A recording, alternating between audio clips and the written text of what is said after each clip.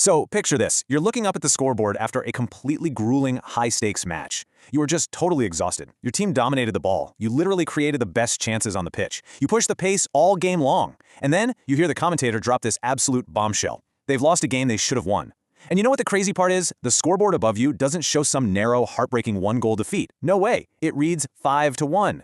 How in the world does a team supposedly dominate a game, look like the superior side on paper, and still get absolutely dismantled on the actual pitch?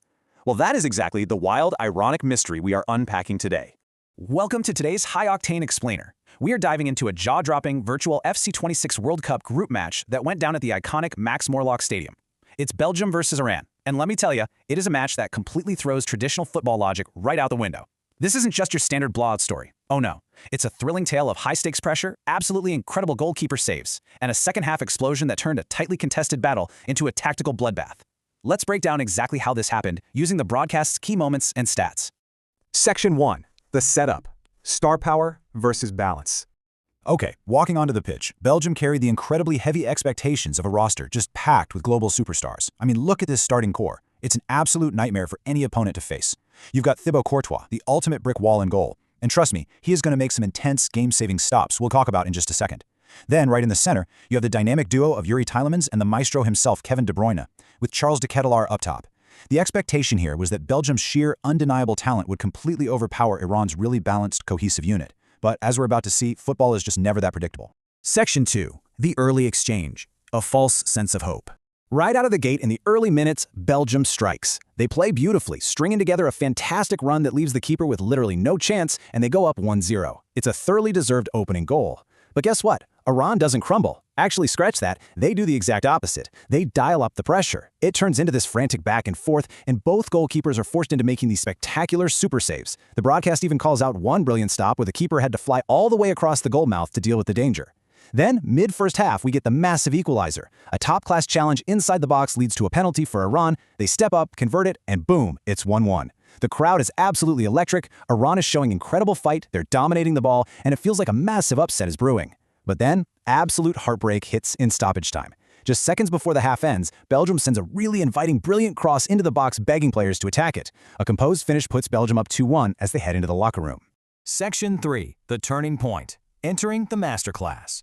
So that stoppage time goal was a huge gut punch, sure. But 2-1 is still anyone's game, right? Well, not when a certain midfielder decides to just completely take over. The broadcast used one exact word to describe what happened next.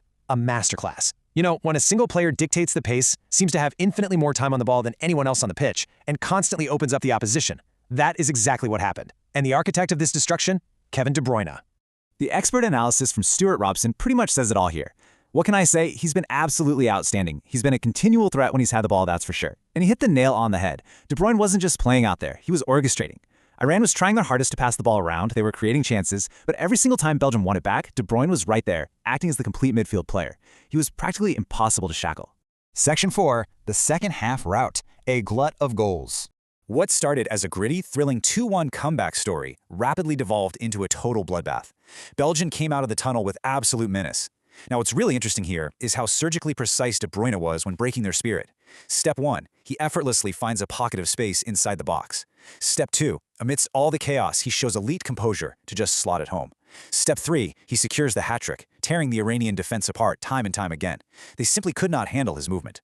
And the onslaught didn't stop there. Belgium's momentum was literally a freight train at this point. With Iran desperately trying to claw their way back into the match and pushing way higher up the pitch, Belgium just hit them again. Tidy movement, incredible vision, and finding those exact tiny spaces in the defense led to Belgium easily slotting in their fourth goal of the match. And then, the final brutal blow. Number 5.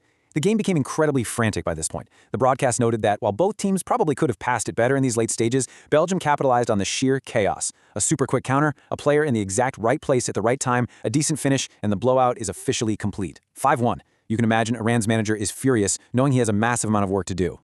The commentators summed up this entire second-half performance perfectly. This is attacking football at its finest. Because it wasn't just about the fact that they scored 5 goals. It was how they scored them. The perfectly timed passes, the little 1-2s, that cross-pitch vision.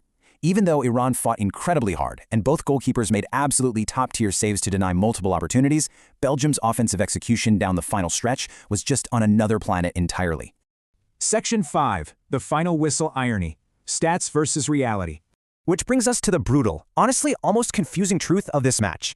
According to the expert analysis, Iran actually held more possession. They mathematically created better chances. For really large stretches, especially in that super intense first half, they were visually the more dominant side. They pressed effectively, they showed immense passion. Yet the final reality is a brutal 5-1 loss. It highlights a massive, massive truth about tournament football. Possession and passion count for absolute nothing if you lack the lethal quality to finish, and if you leave yourself open to a counterattacking masterclass from superstars who will punish every single mistake. So that leaves us with our final, lingering question. How does a team dominate possession, create better chances, force super saves from a world-class goalkeeper, and yet still get crushed by 4 goals? Was it simply the individual brilliance of Kevin De Bruyne's hat-trick? Was it Iran's midfield pushing just a little too far forward and getting caught on the counter? Or is this just the cruel reality of the beautiful game?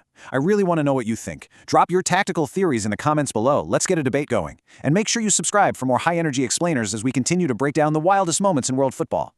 Thanks so much for watching, and I'll catch you in the